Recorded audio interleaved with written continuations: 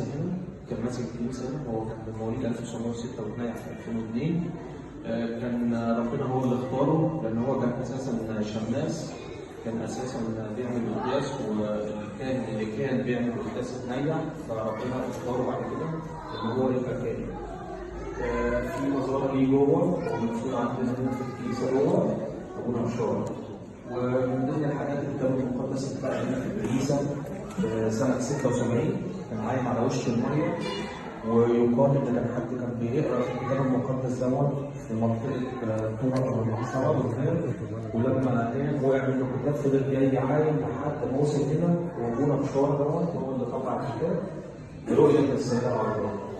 والكتاب موجود عندنا في المنصوره جوه، كلنا هنشوفه طبعا ونتبارك بيه. اول صوره اتكتبت للكتاب دوت كان حد قال لنا واقف بيصور، طلع فيها طفل العائله المقدسه، برضه هتشوفوها هنا جوه.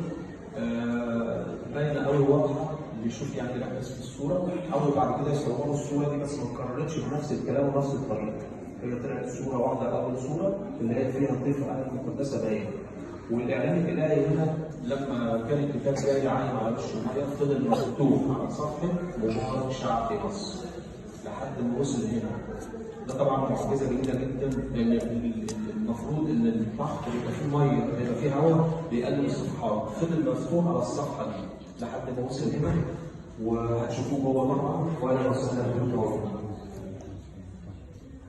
الكنيسه اتبنت في القرن الرابع الميلادي بواسطه الملكه هانا ام الامبراطور قسطنطين، اللي هي اساسا الملكه هانا هي اللي اكتشفت الصليب المقدس. قالت اي مكان زرتوا عليه مقدسه هنبني فيه كنيسه.